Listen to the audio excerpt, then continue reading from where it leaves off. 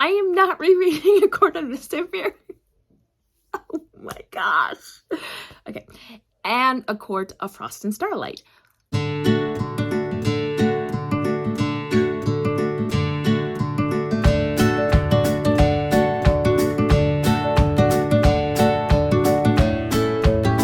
Hey everybody, welcome to my channel. For those who are new, welcome. My name is Monica, and for those who are not new, welcome back. It's great to see you here again. And today I am opening a vlog for A Court of Wings and Ruin. I keep wanting to call it A Court of Mist and Fury. And of course, A Court of Frost and Starlight. I am going to be starting reading this tomorrow on my way to see my son. If you don't know, I have a son who lives in another part of the state that we live in because he's in a group home for teens with autism. But I go see him all the time, and I actually get a lot of listening time because of the amount of driving time I do. But right now I am finishing up Easy Charm by Kristen Proby, and it is a baseball, small town, Louisiana romance, and it is really good. But I'm listening to that book for a vlog. So after I'm finished with Easy Charm, I'm going to go into A Court of Thorns and Roses, and then A Court of Frost and Starlight. I do really want to read Nesta's story, I think. I'm interested in her story after A Court of Mist and Fury because of that cauldron scene. I'm like, I wonder what's going to happen with her. So anyway, I will update you when I have something to update. And until then, happy reading. Hey everybody, I'm just checking in. I finished, my hair is really bad. So I finished working with my son at where he's at, and he's doing good. I am at another place to sign some papers, and then after I'm finished signing papers, I am going to go over to Sherwin-Williams to pick up some paint swatches. And then I was given a gift card for my birthday, that was yesterday, to Barnes and Noble, so I'm gonna stop over there and see if they have any books that I would really like to own. So all right, so I've gone through part 1 of A Court of Wings and Ruin, and Feyre has outmaneuvered pretty much everyone in Tamlin's court except for the twins. The twins were working against them, and now she's back with Lucian, and they're going through, I think, the Autumn Court now, and so far I'm enjoying it.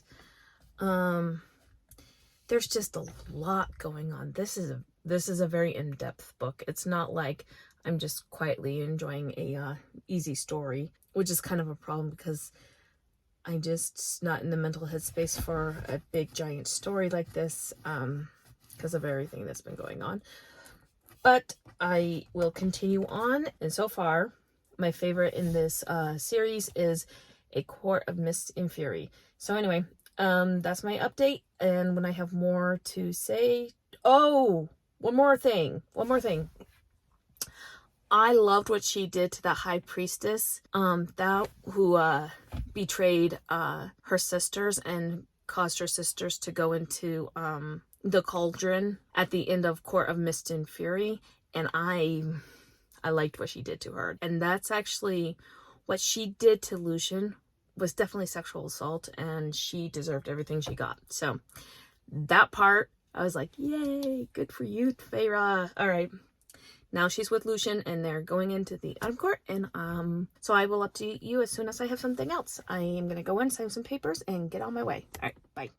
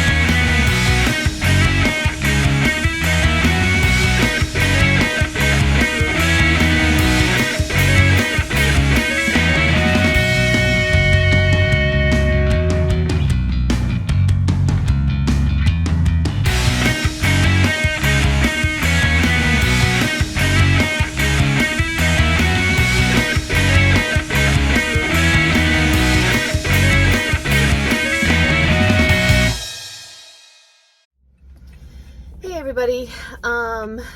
It is Sunday morning and I am on my way to the hospital again.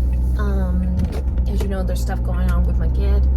So, that means I have to skip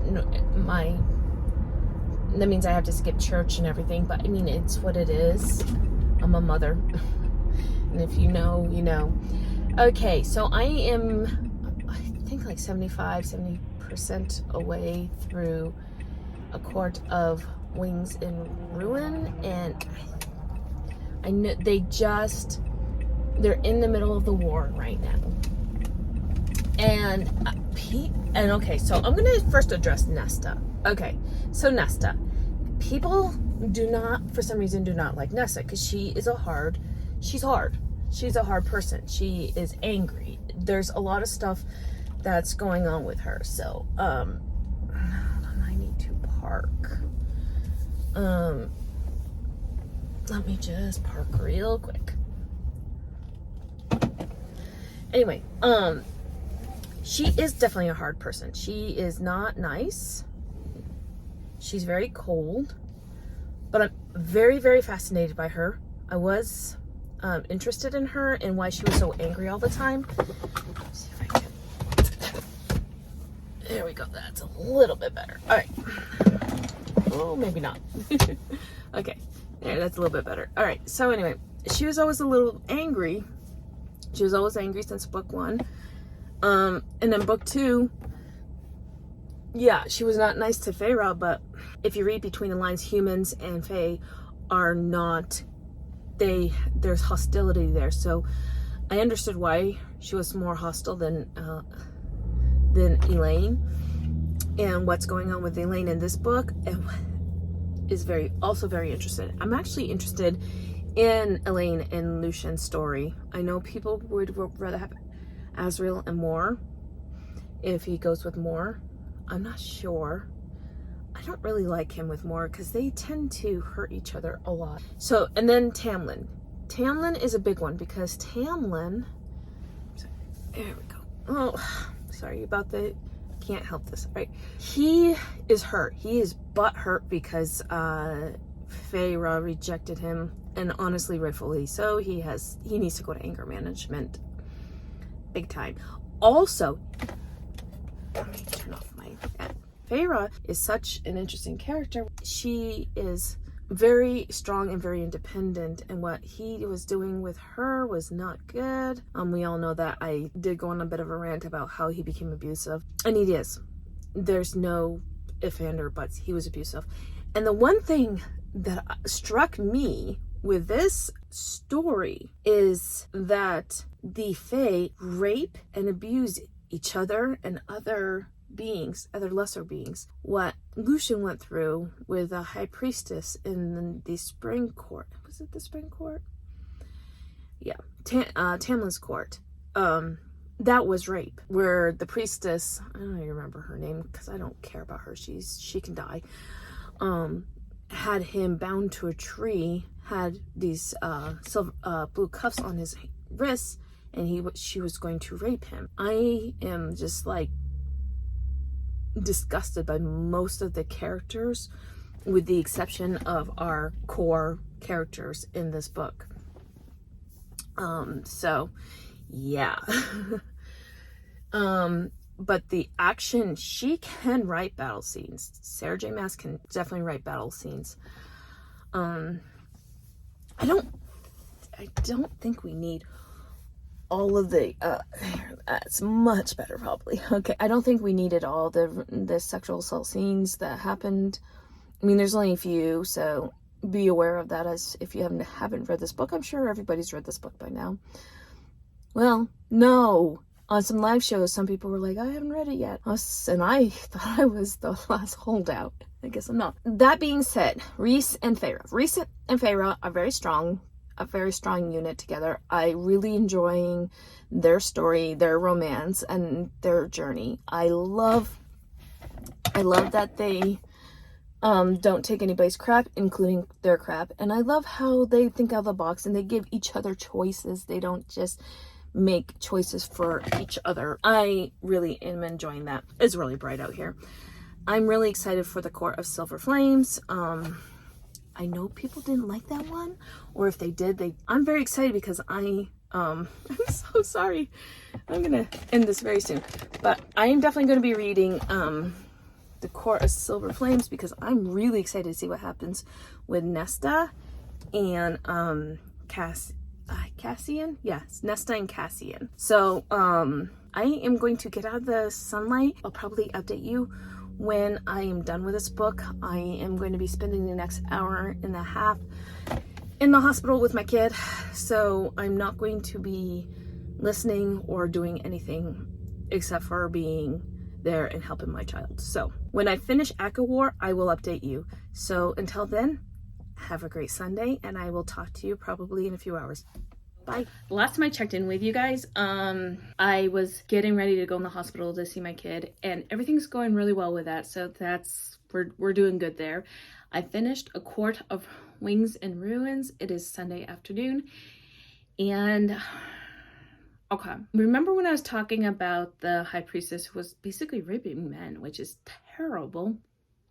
She goes after Feyre, and Feyre gives her to the Weaver. I was like, good job. I love that part. I'm not gonna lie, that was a really good part. I really enjoyed the adventure. I enjoyed the battles. I enjoyed Nesta and Cassian. I really was surprised at Elaine at the end during the ending battle. And I really love this book. I'm going to give 5 stars, and it's going to be on my favorites list for March. But I still like A Court of Mist and Fury better than A Court of Wings and Ruins. So one of the things that I really enjoyed about this is that when Feyre, she grew as a character. In order to get that mirror, she had to look at who she is, and I really loved that thought. I really enjoyed the fact that she stepped up and was that not only just she stepped up, but also her useless dad, who really let them down since the book 1, and then he came in at the very end to help save the day. It's really this whole book is just really interesting. This whole book series is really interesting. And that also Tamlin told her to be happy when he helped Rhys at the end. And so my like for Tamlin from book 1 was just reinforced with that action. Yeah, he did some really dumb things. I think he's highly emotional and probably needs a lot of therapy, but that's just me.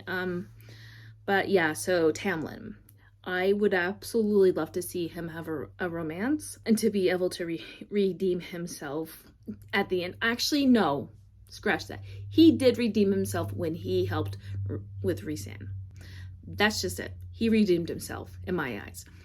I would love for him to have a book where he gets his HEA. And then Moore's revelation about her sexuality, that makes a lot of sense, and I'm really glad that coupling, because I was afraid that Sarah J. Maas was going to try and push Azelle and Moore together, and I was like, I wasn't seeing it, and so now I know why I wasn't seeing it, because I was like, no, because he was pining for her, but she wasn't pining for him, and I was seeing that, so I'm glad I picked up on it. So gold star for me. Anyway, I am now into like the 2nd or 3rd chapter into A Court of Frost and Starlight, and I'm bored.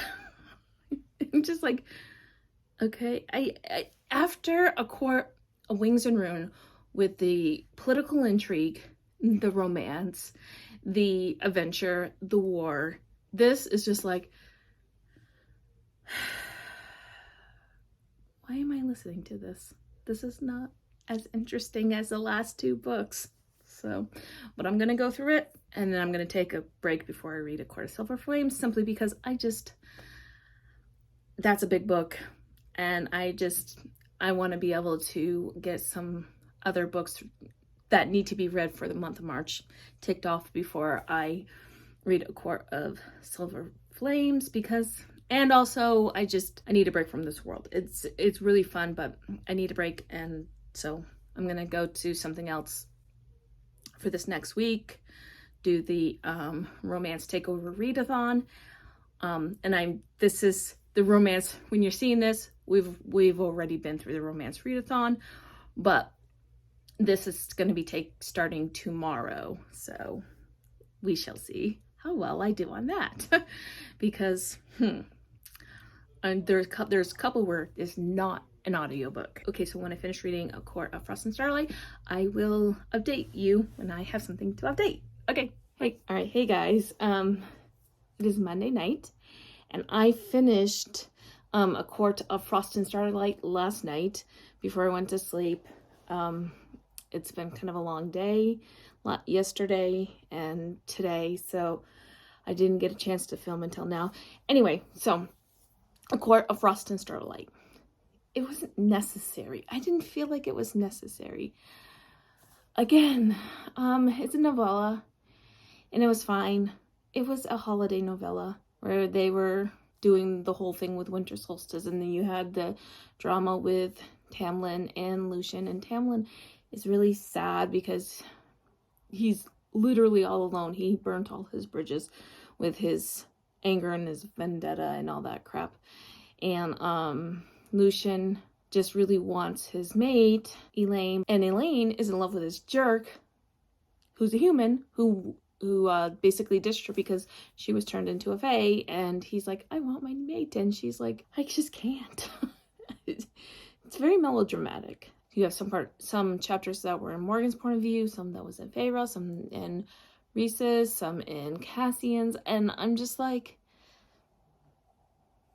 I was bored through the whole thing. Actually, I'm not gonna lie, I started skipping around. I didn't feel like it was necessary. Maybe it is. Maybe it's a bridge to Court of Silver Flames, but I just, nope. I will probably give it 3 stars. I was bored. I did not feel like it was necessary. I felt like it was a lot of drama that I don't think I needed to know. I felt like at the end of A Court of Wings and Ruin was the final end of the story, and I didn't need this. So let me rank the 4 books because I want to rank them. So my favorite is A Court of Mist and Fury. That one was perfection. The way Rhys stepped up as a hero, the amount of character growth that both Feyre and Rhys went through, plus you had that ending, and I hate cliffhangers, but that one, probably because I could go directly to A Court of Wings and Ruin, so I didn't feel like I had to wait a year and a half, 2 years for the next book. That one is 5 stars, and it's probably going to be on my favorites of the year list. It was definitely on my favorites of February list. Then I would have to say, and it's a very slight difference, is A Court of Wings and Ruins, 5 stars. It's going to be on my favorites list for March. That one was fantastic. It was a great ending to their story, and I loved every minute of it. I was invested from the very beginning to the very end. I loved all the characters working together. I loved the battle scenes. They all had to give up something in the end to win the war. And I loved every minute of that book. Even Tamlin. Tamlin had such great character growth in that book. And then after that, I'm going to have to say for my third one would be A Court of Thorns and Roses. That one I gave it a 4.5 stars. I stand by that rating. I'd probably never read that one again, but it was a good opening to a very good series. Okay, so after that one would be A Court of Frost and Starlight. That one was not necessary. It was over dramatic fluff, and I'm probably gonna give it 3 stars. I might just round up to 3. I'll probably give it 4 stars because I'm gonna be nice, but no. So let me know, did you like A Court of Frost and Starlight? Do you think it was necessary? Why or why not? Please let me know down below. And if you made it this far in this video, please leave me a star emoji and like and subscribe, and I will see you in my next video. Bye.